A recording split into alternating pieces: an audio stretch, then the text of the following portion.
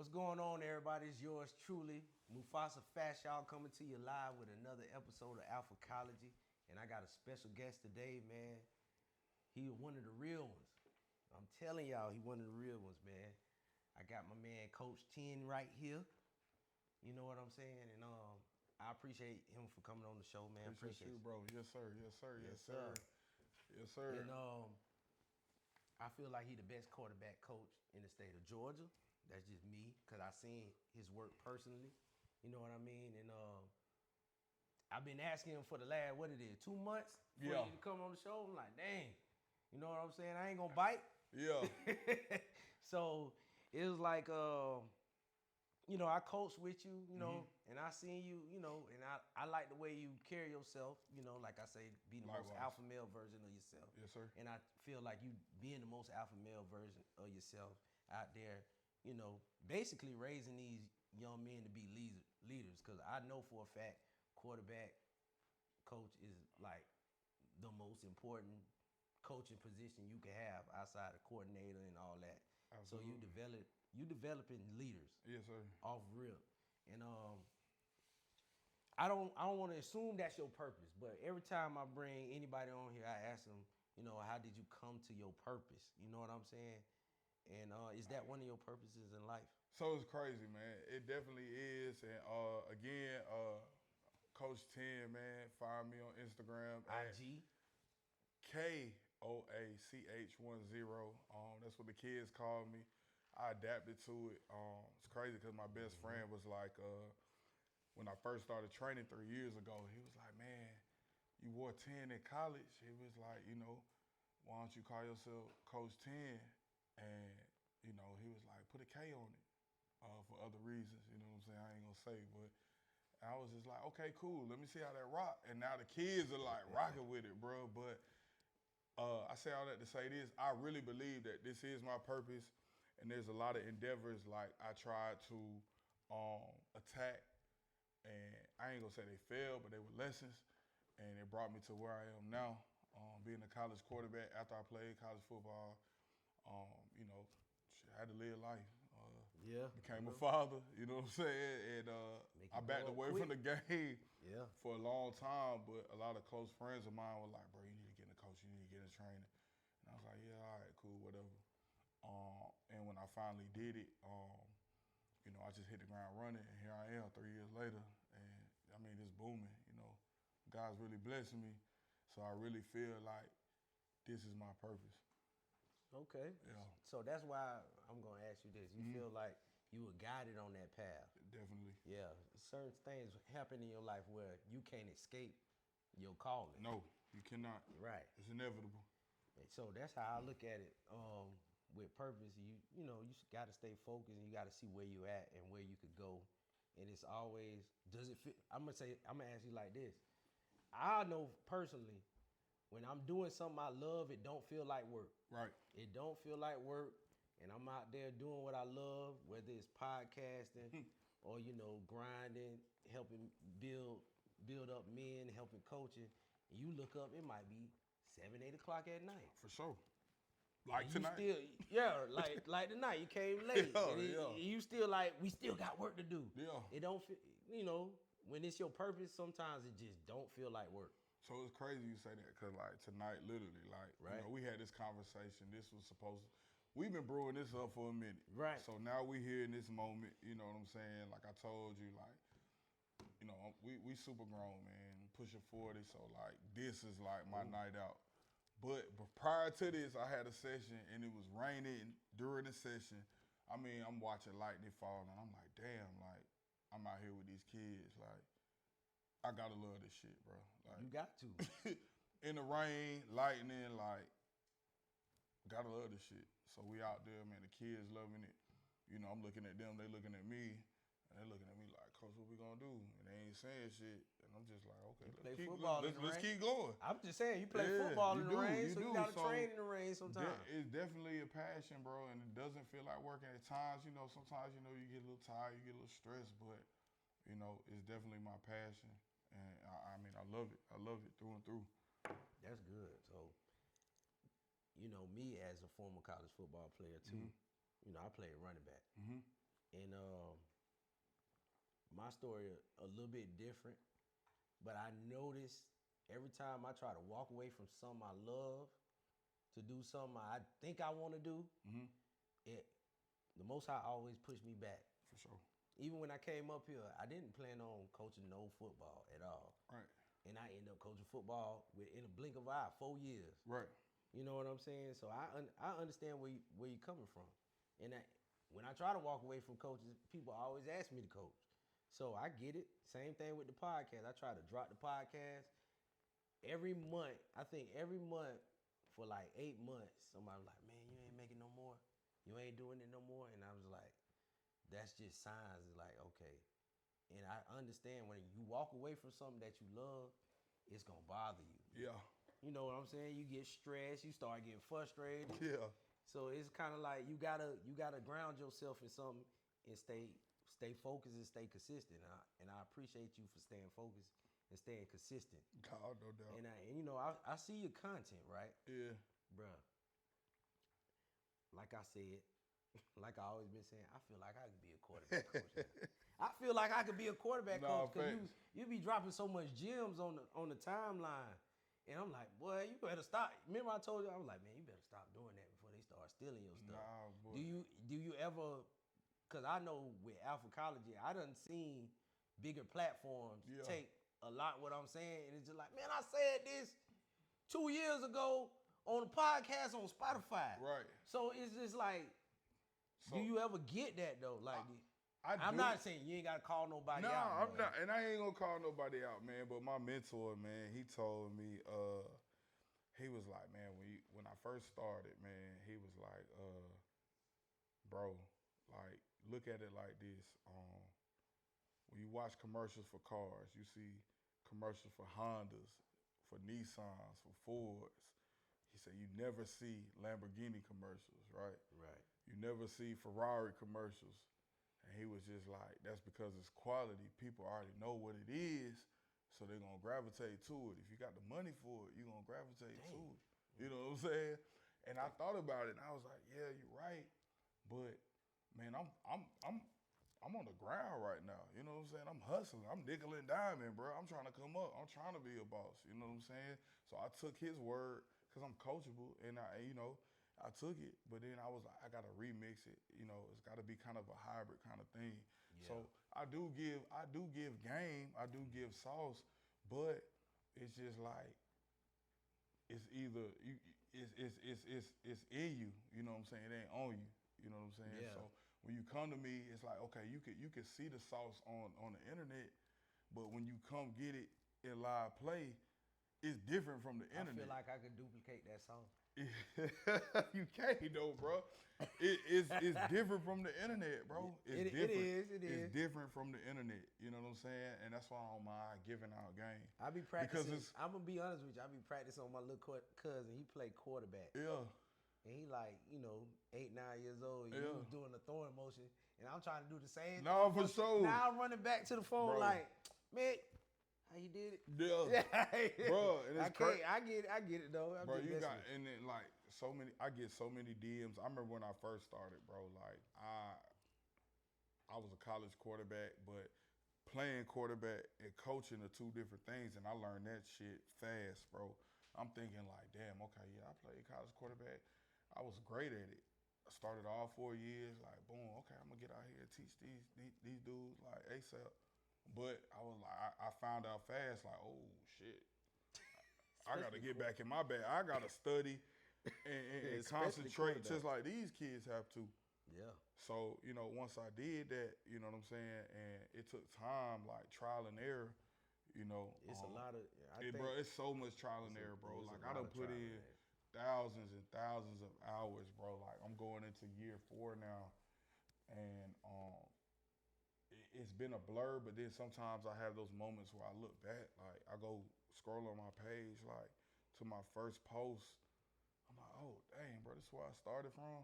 And some of my parents and my kids remind me, bro. So, it's a great feeling, dog. Yeah, that's how I look at it too. Like, I'm over 200 episodes in. I'm like, dang, I'm still here. It's like artistry, bro. You got to think about your favorite rapper, right? Right.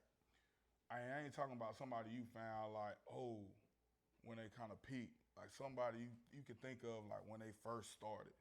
Like I'm a big J. Cole fan, bro. So I can remember when he was coming out with like the warm up and stuff like that. And to see where he is now, it's like, oh, okay, I get it. You go back and look, it's like, damn, look at the growth. You know what I'm saying? So it's the same thing, bro. It's a hustle. It's artistry. Like what you doing is an art. What I'm doing is an art. You know what I'm saying? Like this ain't no regular job. Yeah, it's something that it's a gift. You got a team behind you. You know what I'm saying? Shout like out to the team. You know, like that's what it's about, bro. You know, that's what it's about, bro. So, which brings me to my next question. Mm-hmm. Like when you developing these young men to be, productive in society, of course you want them to go off and play on the next level. And you're a high school quarterback coach.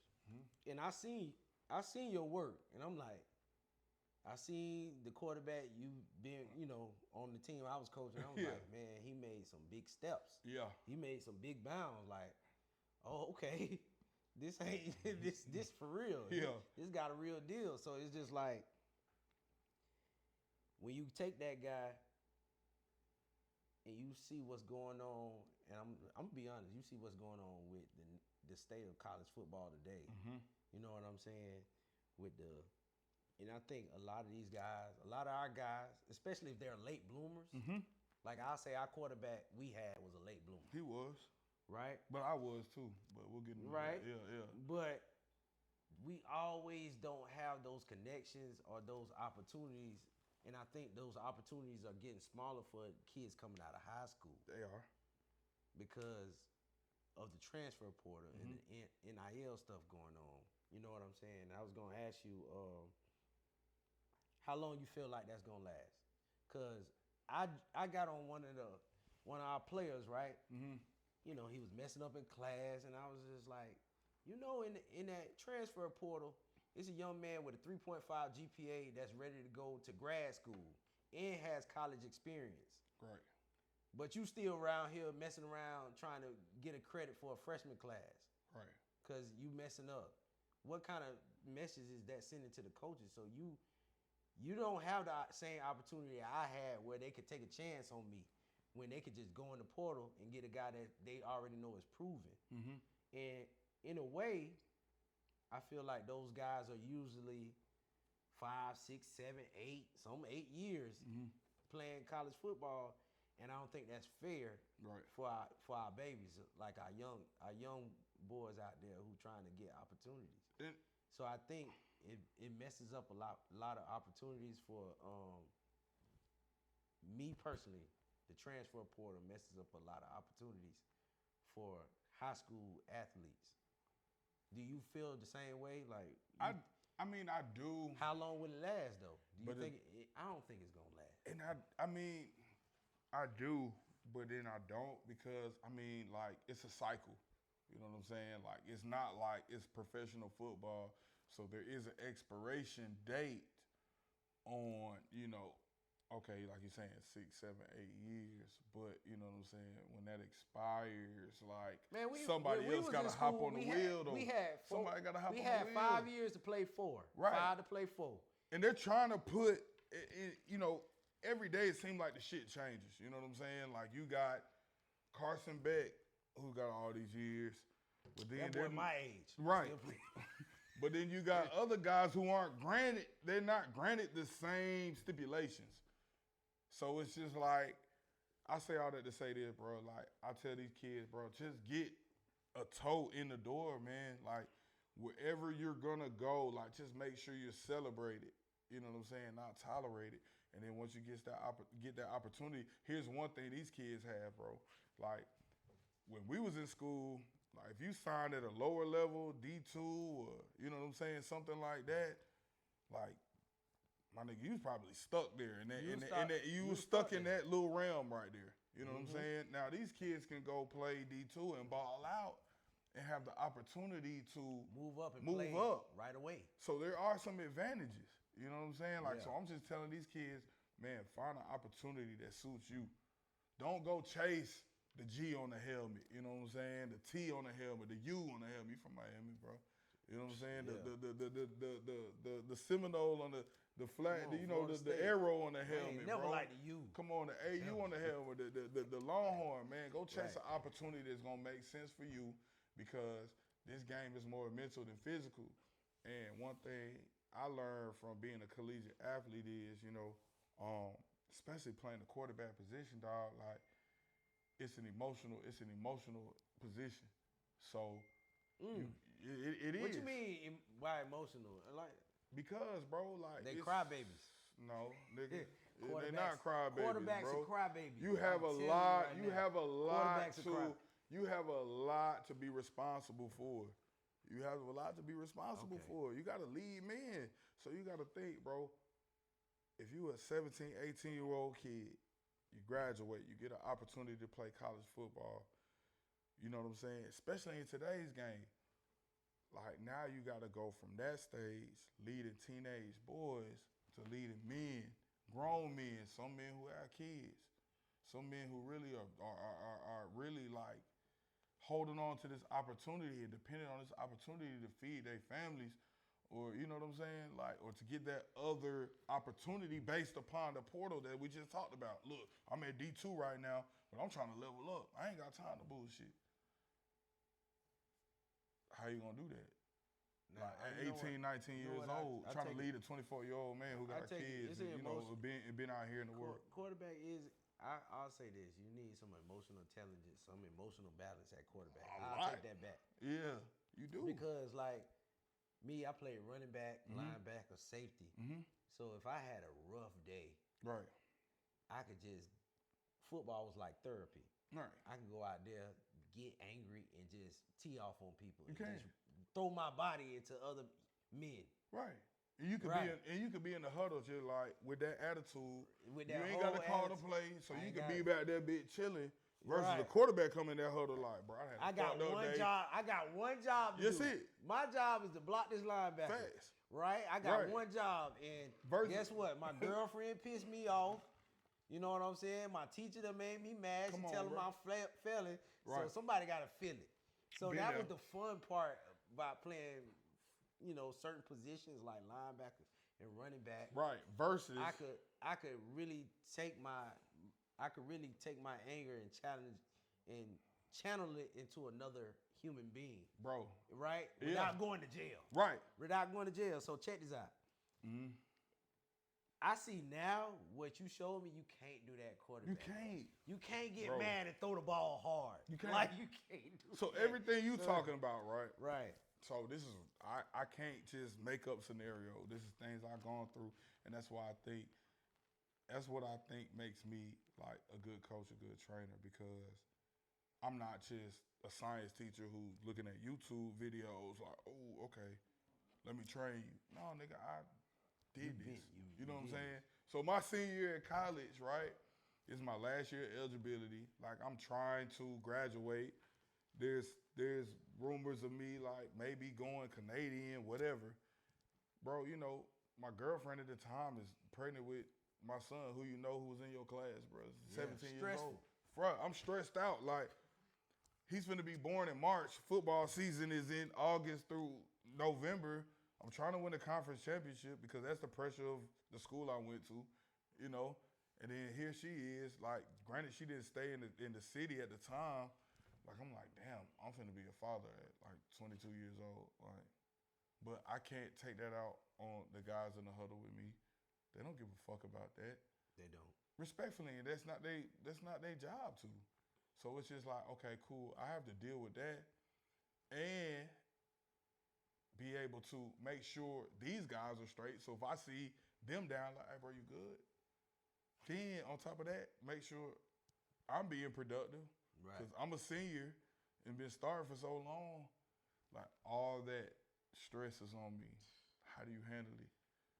I can't even. I was just built for it. Hold on. You know what I'm saying? Like, I wasn't trained for it. I wasn't built for that. Right. I was more like, I'm stressed. I'm angry. I'm finna take. I know I could take his head off. Right. I know I could take his head off. Facts. I know I could run into him. Right. I don't care if I get I don't care about the pain. Right. I ain't trying to feel the pain that's in the back of my head right now, like you said. Like I done been through that. Right. And, you know, had an unplanned pregnancy. Right. In the middle of college. Come on. You know, but guess what? I got through it, but that's how I got through it. Right. You couldn't get, like, we both played the sport, so you can't, like, with football, it's certain things, like, at quarter, that's why I say, right. Yes, bro. Quarterback is more of emotional, like I said, emotional control position. Right. You know, what I played was more of a aggressive. Yes. Front line infantry. Go get it, nigga. Yeah. Right, so storm the beaches of you Normandy, know, nigga. Just you know hey, what? shoot, nigga. Yeah. Hey, you know what they say? You know what they say? Hey, especially when you get to college, if you can't block for the quarterback, you can't play. You can't. And if you can't play in college, your NFL dreams are gone. Hell yeah, bro. So your NFL dreams start with your ass pad blocking. Boy, what? And then what I picked up, because I really like when I was in high school especially, I really liked my quarterback. Yeah. So I'll knock somebody out for him. Fast. So and that's another thing. And too. guess what? When I went to knocking people out, right. he give me the ball. Bro, that's another thing You too. know what I'm saying? So it's just like you control, because you know how it is. We got one ball. Right. You know them receivers. Man. You know how them receivers do. So they either gonna kiss up to you or get mad at you because you ain't throwing the ball. So I realized, like, when my quarterback threw me the ball, he didn't have to throw me the ball. But right. He threw me the ball because I'm doing a good job. So that's how I got my extra, what I call my extra touches. So I always tell, like, when I'm coaching running backs or anybody, I'm like, you don't yell at the quarterback. Mm-mm. Right? Certain colleges, you go to NFL, they not allowed to yell at the quarterback. Right. Yeah, it might be gone. Right. Right? You know what I'm saying? How many receivers have a good season after they start talking shit to their quarterback? Except Randy Moss. That's one receiver out of 100 years. That's one and receiver. T.O. But they have talent that once in a lifetime talent. So I looked at that as my job. Now that I think about it, my job a little bit easier because I could channel my aggression into somebody else, and I get my job done. Oh, facts. Quarterbacks can't do that. They always gotta hold that shit in. Yeah. You know what I'm saying? And right. So that brings me to the point of, like, when you dealing with youth football, mm-hmm. high school, mm-hmm. how do you coach that type of, because you're not just coaching the technique, because sometimes the technique don't come if they ain't feeling it. Right. Like, I done seen that, and you was like, man, I be like, man, what's up? Man, he over here, he not focused on the game right now. Mm-hmm. I remember you telling me that. He not focused on the game right now. He upset. I could tell by the way, can you tell by the way, like, your quarterback performing if they're happy, sad, yes, focused, you know what I'm saying? And to your point, is why I post so much content is because, content's gonna be content, bro. Like, there are a slew of good quarterback coaches out here. There's a slew of good quarterback coaches in Atlanta, and there's so many I respect. But when it comes to that emotional intelligence, I don't know these guys personally. I know myself and what I bring to the table. Outside of me training, I'm also a school teacher. So I'm not just only developing quarterbacks, I develop 7th grade middle school kids. So the way my quarterbacks that I train day to day gravitate to me is the same way, like, the kids I teach, they gravitate to me. Who don't play liquor sports, a lot of them don't play sports, but they gravitate to me, right? Why do they gravitate to me? It's not because I'm a 7th grade teacher. It's because who I am as a person. Like, you got to build that trust. You got to meet kids or whoever you are working with, whoever you in a relationship with, whoever your friends are. You got to meet them where they are, and then you go from there, bro. You know what I'm saying? So when you asking me them questions like, oh, what's going on with him? Yeah, I know my kids. Man, I used to be like, man, what's going on? Okay, let me talk to him. And then he come back and he start performing a little bit better. I'm like, oh, he the quarterback whisperer. Yes, bro. You know what I'm saying? like I know, like, you know what I'm saying, with our quarterbacks at Latonia, I know who's in a relationship. I know who's having relationship problems. I might not get that information from them directly. I might have to go through other players. So do you think the difference between a good QB coach and a great QB coach is the relationship they have with that quarterback? Sure. 10 toes down, bro. Like I played quarterback at 2 different universities, and I had highs and lows, and the highest of my highest moments was because of the guy who was coaching me right next to me. You know what I'm saying? Our relationship, like, it's a whole bunch of people that know X's and O's. You know what I'm saying? But do you know your players? Like, do you know your They say X's and O's, Jimmys and Joes, bro. You know what I'm saying? Do you know your Jimmys and Joes, my nigga? Like, that's it. Do you know this nigga through and through? Do you know what's going on? How stable is his home at the crib? Like, you know what I'm saying? What the fuck does he have going on at the crib? So that's my thing. Like, it's been times where I could look in like my players' eyes that I've coached all day, every day for 8 hours and seen them at school. He don't need to start. I'll be like, he don't need to start. He ain't ready. Right. He ain't ready. He ain't focused. Right. And then we get in that game, fumble, missed assignment. Right. Cause I know him. Right. And it sucks because it's kind of like, dang, we practiced. You supposed to be the man all week, but something probably went down. And we're human. Right. So I always say that, like, we human. We gotta have these boys understand that they're human, but they need to communicate. Like, coach, I wasn't focused today. I ain't ready. Yeah. I'll probably be ready by the middle of the second quarter. Like, you know what I'm saying? Something good gotta happen, and then it'll snap me out. You know what I'm saying? Nah, facts. So that's how I looked at it. That's how I look at it. I think coaching is an art. I'm around a lot of coaches. And, I think we're a pillar of the community. So that's how I look at it. Now, I got one more question for you. I don't know if you want to answer it or not. Mm-hmm. Right? Let me see if I could pull it up. And this was what we talked about, because I know you dating in Atlanta. Alpha male. Oh, shit. QB. You QB1. Yeah, I changed it up on you. But your sudden changes, like in the football game. Oh, my God. Dating in Atlanta. Mm-hmm. What did you learn from it? Good, bad, ugly. Give me something. I'm from here, bro, so. You used to the trenches. Yeah, man. So what I've learned is, hey, man, I've learned a lot, bro. Man, I'm 39 years old, man, so I done learned a lot dating in Atlanta.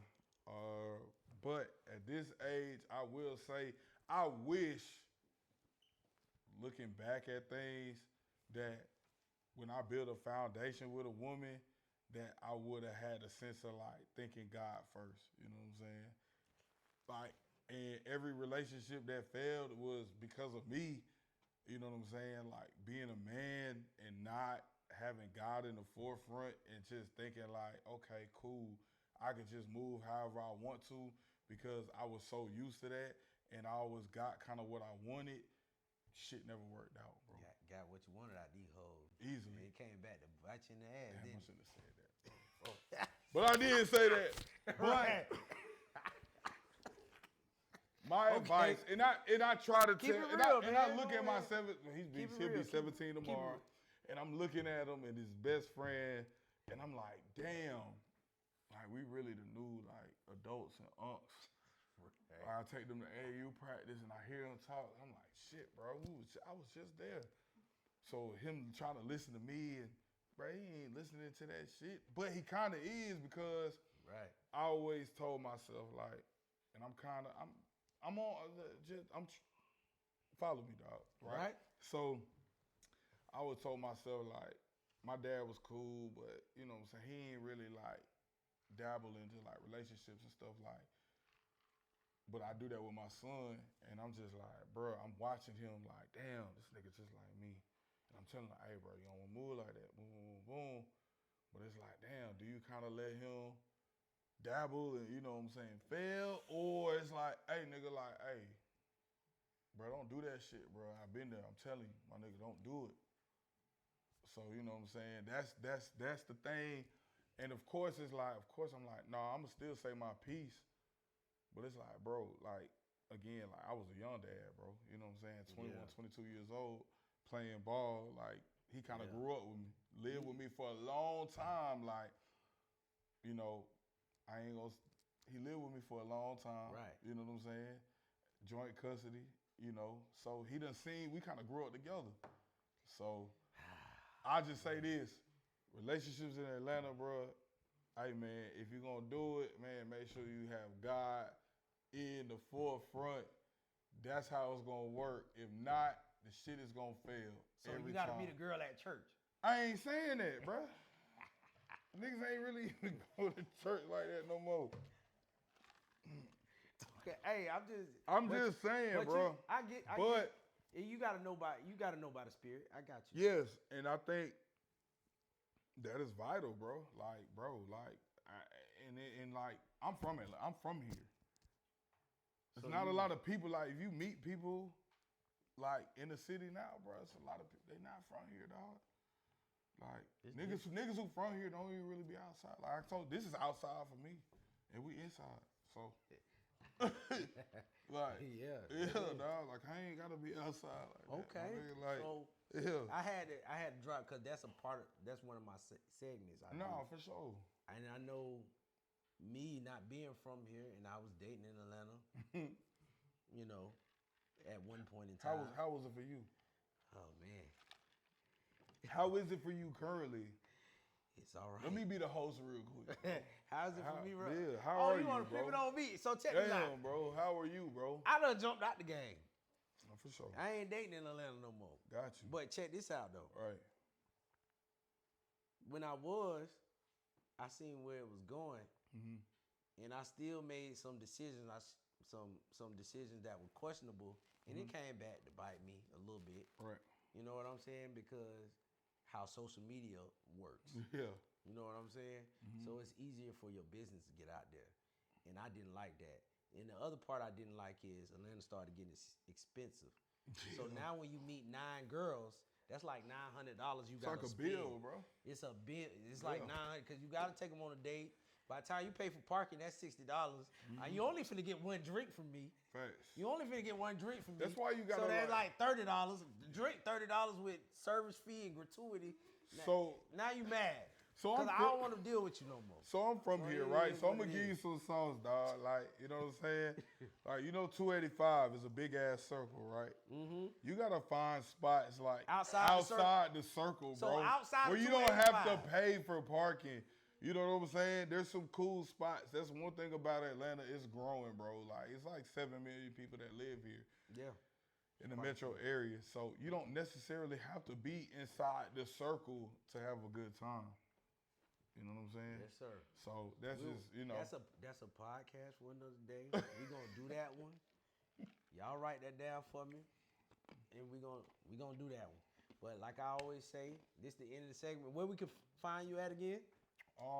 You can find me on Instagram, Koach10, KOACH10, man. And you know, one message I want to leave to people before I get off of here. Can I leave a message? Yep. Man. Okay, right here. Yes. Hey, look, man. Like, listen. Follow your dreams, and I know it may seem cliche, but seriously, like, look. We on the average, human beings live 75 years. So you have 75 summers, 75 springs, 75 winters, 75 falls. Like, that's it. You take advantage of the moment, right? Right. We really do. We take advantage of the present, but you really got to live in the present. Live in the present. Live in the moment. Really really zone in on what you really want to do with your life, because we're not here for a long time, man. We're not. So whatever you want to do it. Like, the time is now. Trust in God. Believe in yourself. Find your passion. That's it. Like I always say, this is not tea, it's protein. Peace out.